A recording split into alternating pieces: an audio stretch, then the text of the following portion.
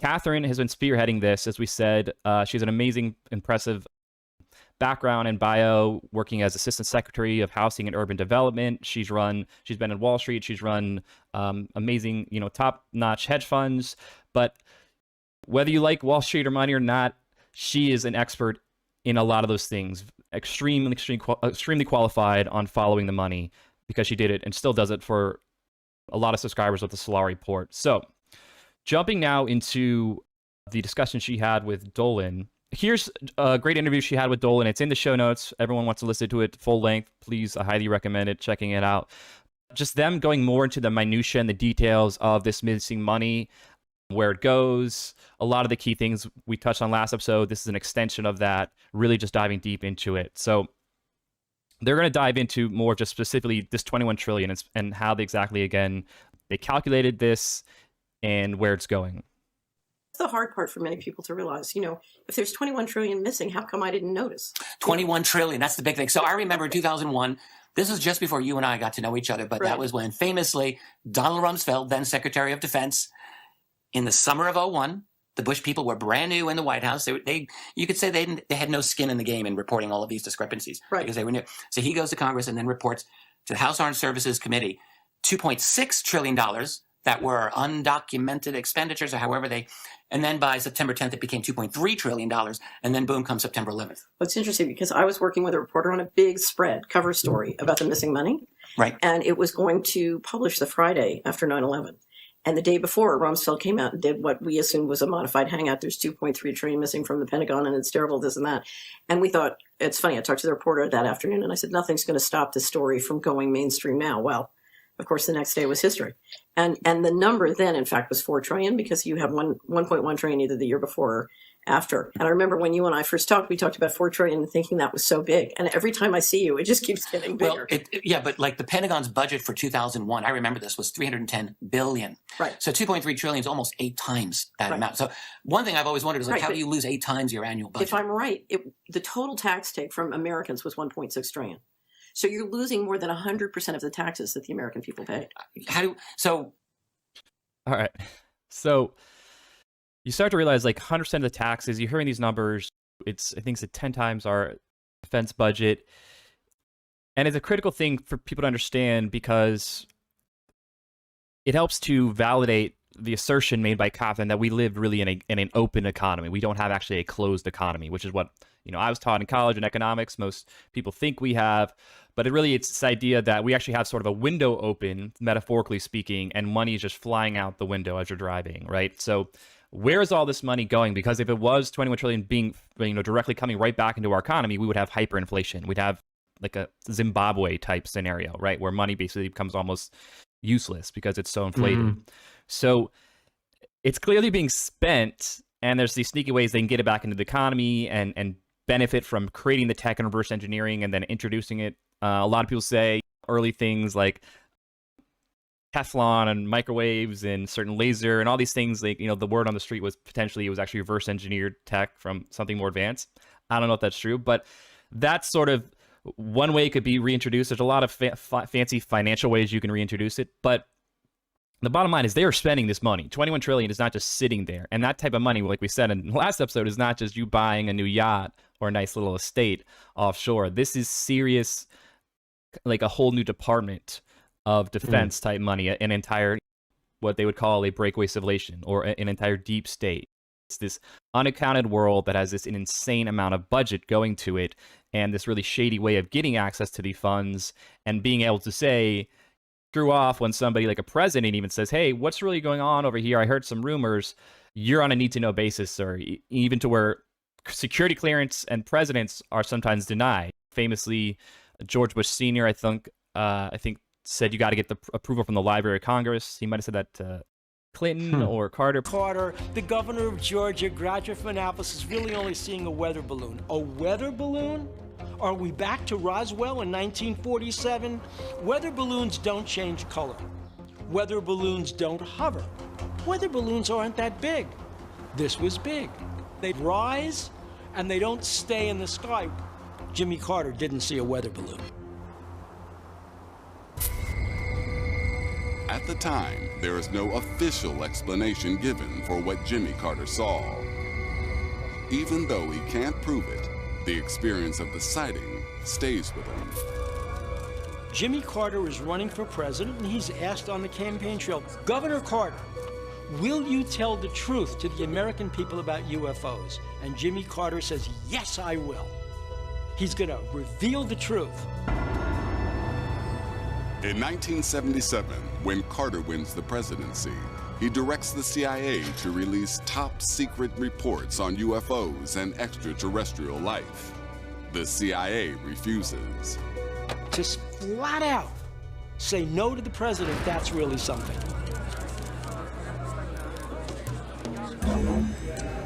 Carter tries another way. Jimmy Carter asks the director of Central Intelligence, George H.W. Bush, Mr. Director, can you tell me what the CIA knows about UFOs? And George, consummate professional, says, Mr. President-elect, you have no need to know. You hear these stories and you hear these numbers, but I mean, did that kind of stick out to you, just the sheer? Well, yeah, I mean, that's huge. You look at 2021 federal budget, it's just under 5 billion today. I mean, 21 billion, or trillion, sorry. Trillion, 21 trillion. Well, that's the thing. It's such a large number. We don't use trillions in anything. We barely, do we use that in astronomy? Yeah. Oh yeah. I mean, we've got trillions of stars, and like. Right. So that's universe. the only. I guess it's in context. You could be talking about grains of sand here and everywhere in the universe that there may be, but I'm just saying, like, where else do you even think of these numbers? How many people day to day are considering things in the trillions? So the thing is 21 trillion missing. Most people have no concept of what that could even get you. Right? Yeah. They don't. It's so big. Who knows what that could even get you? And I'm looking here. I'm also curious. Like, a lot of that, there's 10,000 underground military facilities, and that's worldwide. That we know of. Right. Well, that we know of, and that's just talking about military underground facilities. Right. That's specifically classified there. So it's curious what that could do. And what we would see, and for sure, it would have to come out some way. I have no doubt in my mind that lasers, that's a part of the first quantum revolution, microwaves, and what did you say, Teflon, all this stuff. Yeah, I don't know the specific years of each one, but there was, it seemed like there was kind of a surge at one period. It's tough. I mean, tech is always exponentially increasing, but we're still innovative, but it seemed like there were some years where a lot came at once. But I mean, that's just kind of, we all also relative. Don't think in long timelines. Like, humans, we think in probably like a couple year timelines, maybe then 15-year cycles if you're old enough. But as technology comes out, like, how long has part of this agenda to understand what this phenomena is? How long has it been around? How many? It didn't just all of a sudden pop up. It probably morphed from another demographic and another group. And so I guess the curious thing about this is, like, 21 trillion, like, how would that stack the deck? It's very interestingly stacking the deck. And this is just showing us that, like, we didn't even notice 21 trillion missing. What does that mean? Well, then that's a really good astute point, because the only way you really, and I might be slightly wrong here, but just from the best I can do with my background, the only way you could really pull that off is if you have the ability to infinitely print money. I don't really think you can pull that off if we're on a gold standard. I don't think you can really pull that off unless you have the ability to literally just print money based off of just purely the speculation of how strong America is, essentially, right? It's just, our money is really just based off of the sheer confidence of people in the dollar. And so you really, like I said, inflation and all these things, you start to see, like, why did we get off the gold standard? And you start to see these things happen as it starts to see maybe some threads, and obviously you don't want to just pull like I forget the term, when you see patterns just to see patterns, apophenia. Like you have to obviously be mindful of like, okay, am I just trying to see a pattern because I want confirmation, and confirmation bias is real. And I've had great friends who've always kept me in check with that. I'm like, yeah, like I do have bias in this. I do want this to be true about advanced life. We all do. Right. And so it's okay. I got mine, and it always comes back to the Great Reset. So yeah. I mean, it's just important to know that and keep that in check with yourself, because I'll see people on both sides be too skeptical or too just believing anything. But ultimately, like I said, if you look at this like an investigative journalist or a lawyer arguing a case in a courtroom, I really just try to get as much evidence together as if I was arguing in a court of law to say exhibit A, B, C. The most recent things are probably the strongest pieces of evidence. If you were a lawyer, like these are your sort of your main big ones you'd really rely on to prove your sort of closing argument. But essentially, we can't deny hardcore empirical objective stuff, like this money, like it's saying how much more it is than our total budgets, like the total accumulated amount they call unaccounted adjustments, was just a BS way for accounting terms to say we don't know where the hell it is. We're gonna call it this term, part of generally accepted accounting principles, but really it's just a way for them to say, I don't know, but I'm not gonna figure it out and pass the buck. And they say, oh, try to audit us, we failed, and all right. Because they don't really want you to be able to see and transparency around these things, because there's a lot of really tough questions they'd have to answer. And that's why, I've always, with everything happening right now, and I give a lot of props to Cigar and Jetty. He was just on Rogan talking about this too. Like, he really made a strong case for this and showed the evidence nicely, linearly, of like how this really isn't, the government is kicking and screaming with a lot of this. With Mellon and Lou Elizondo, say what you want about those guys, and I've seen various people saying, this psyop type stuff, but like a lot of this, the government did not want it to come out and did not want it to go this way. And yes, they're going to try to control the narrative and take it, since they have to. Of course, they're going to try to spin it whatever way that's going to justify, most likely, trying to weaponize a war in space. But a lot of the indicators don't. When you look at the history of false flags, and you and I both studied the law, like this, a lot of those indicators, this isn't seeming like that. And it doesn't mean, look, that they don't necessarily have something in their hat for this type of situation where, for instance, faking some sort of ET invasion. Like I literally, and let's have a little fun real quick on this. The newest movie is this Chris Pratt movie. I'm blanking. It's called like Time Wars. And I just saw a preview for it. And it's literally like, we've got to come together as a world, fight these really vicious, gnarly aliens. People from the future come back to like present day, and they're like recruiting. They're like, we need you to come fight these aliens in the future who are crushing us. It's all about like whatever. It's a July 4th movie, Independence Day. I get that there's part of marketing and during the summer blockbuster or something for sure. But I was kind of like, this is kind of like a little on the nose. Like I'm prepping us to be like, yo, these aliens are so gnarly and scary, and let's fight them. And like, there's a lot of like 90% of all ET stuff is always negative, right? Like honestly, like you're kind of forcing me to say it. So to me, the reason why you would have mainstream centralized media is to keep a narrative straight, to keep the story on the straight and narrow. Because the thing is when I was talking about we could justify hideous stuff with the right justification, the bottom line is to me, I've studied enough to know that history tells us we're not above ethnic cleansing, we're not above genocide, and that doesn't mean that there aren't a small group, potentially causing all of it, and it's just their fault, and we just need to get rid of them. But we're very good at coming up with the enemy. That's like, partly we pointed at psychology and just humans aren't evolved enough, and then at the other times we're like, no, it's that group or that group or that group. But the bottom line is, if a story could be staged, and I always look for, is it possible and would the motive be there to stage something like this? It wouldn't be the government. It would, like, the government is like one thing, but it's many people it's many different moving parts, buildings, departments. Yeah, many moving parts, and people are kind of like, they're hemmed in by things that we think they have carte blanche to just rule us, but they don't. They have to have paperwork and all that crap. Yeah. So the bottom line is we also know that there's a technocratic and also like very wealthy Silicon Valley arm to this. And then the same thing exists in China. You would call that the bats and the fangs, you know, Baidu, Alibaba, and Tencent. And then you have over here, Facebook, Amazon, Apple, Netflix, Google, which their parent is Alphabet.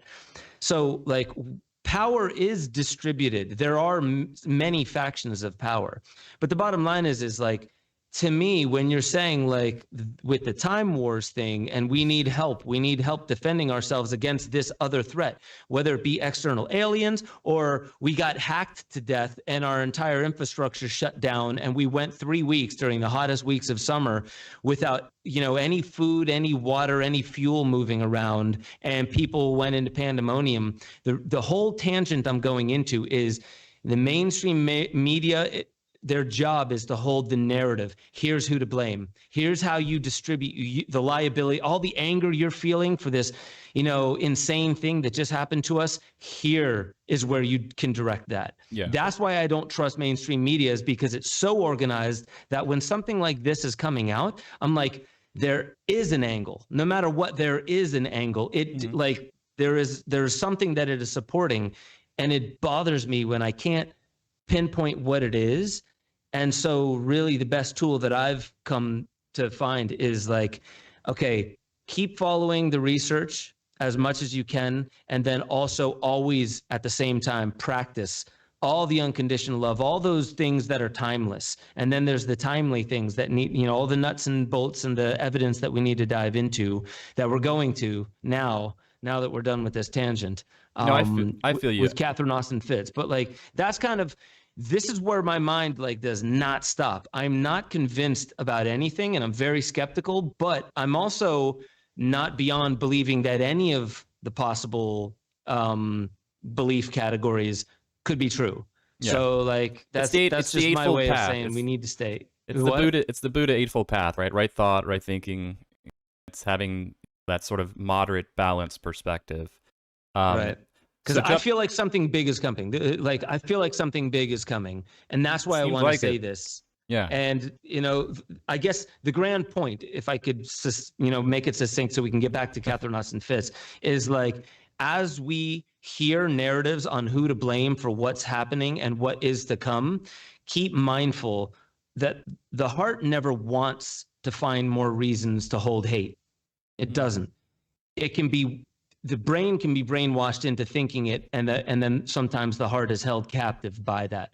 I want to remind people, we love putting people's heads on the chopping block. I'm actually very curious what the hell's going on with Fauci and Bill Gates. Like, were they set up to be the fall guys? Is this a part of the way the narrative was meant to go? Look, so we have someone to blame for the ails of history?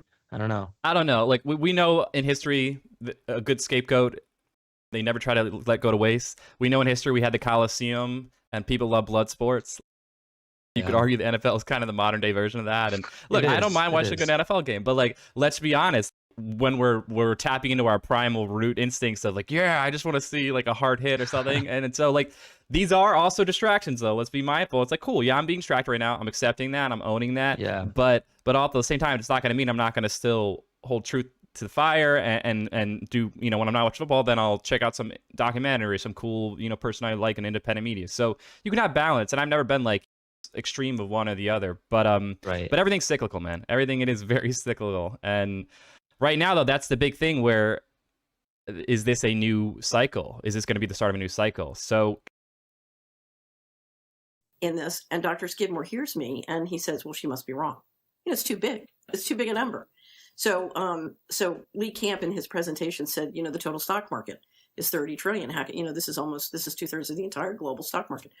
So actually the entire global stock market is 80 trillion, but the US stock market is about 27 trillion. Anyway, so he decided to look into it, and he got the documents. They're all available publicly, and found out I was correct. It was 6.5 trillion. He was shocked. Right. So he emailed me and he said, you know, would it help if I got my grad students and we went through very systematically all the documents from 1998 to 2015 at DOD and HUD? Because I had found some, but I hadn't done it systematically. I think at that point I was up to 12 trillion. Okay, so you were doing this on your own, going through the records. Right, but you know, sporadically. And I always figured 12 trillion was enough to get everybody to focus on this, but apparently I was wrong. You would think so. You would think 12 trillion is a lot of money. Right. So he gets his grad students, And the one thing I said to him, we want to publish all the supporting documentation so other researchers can access this and, and work on this. Yes. But before we publish it, I want to get all the documents up on multiple servers, and so we're not dependent on their websites. He thought I was being a little cautious. A little paranoid, A perhaps. little cautious, yeah, a little cautious. But I've been to this movie before, so Yes. So he and his team did an amazing job, and he would call me, Richard, and he would say, "Oh my God, we found another trillion. Oh my God!" So finally, he publishes a study at 18.5 trillion because he can't imagine they're going to find more. And then he keeps calling me, "Oh my God, it's another trillion." And then we hit a magic moment because he went over 20 trillion to 21, which meant it was more than the outstanding public debt, which at the time was 20 trillion. Mm-hmm. And that was like a bell because it basically said all of the debt is hooey, in a sense, from a financial standpoint. Anyway, so he publishes the study, and other writers get interested. One of the writers at Forbes did an article about it. And the OIG at both HUD and DOD, OIG is the Office of the Inspector General. Yeah. take down the documents. Not the controller's office. The controller office left theirs up, to their credit. But the OIG offices took them down. Now, it didn't matter because our primary links were to the documents. I had the documents loaded up on servers all around the world. And I multiple Yes, copies. you weren't being paranoid, were you? No. Well, but here's the thing. Dr. Skidmore was really shocked. Because it was such a... Anyway, he was very shocked. That told him, okay, there's something here. And then he was in trying to get information from the OIG, and on a variety of occasions, the explanations were just deeply unsatisfactory. And that's when he realized, okay, major problem here. And it's an unbelievable. See, you mentioned the debt, which at least at that time was roughly $20 trillion. This exceeded that by $1 trillion. So, right, your point, the debt is hooey. I assume you mean in the sense that this missing money could pay for the debt, completely pay for the debt. Right. And it's really scary when you look at the pension funds, because the number one buyer of Treasury securities worldwide, it's not China, it's our pension funds. So if you look at all the retirement savings, there's $25 trillion of retirement savings and pension funds in the U.S. Treasuries are a major, major holding. And when you step back and look at the whole system, we did our annual wrap up on the pension funds. Our pension funds buy $10 trillion of treasuries. The money disappears out the back door. And what do we get? We get an IOU from, Treasury securities, which is an IOU from ourselves. So we put in $10 trillion of real money and we get back a debt from ourselves. And the money disappears out the back door. Make sure y'all head over to benjosephstewart.com, become a member. You'll have access to the growing library of deeper dives where I talk about all the stuff that I really can't talk about on YouTube. Make sure you get involved in the Discord chat. That's where a lot of the conversation is happening, talking about new theories, being able to interweave into the greater conversation that is how we awaken infinity. That's our highest potential. And I just want to remind you, you are the most powerful technology ever known to creation. Wield it like an artist with a conscience.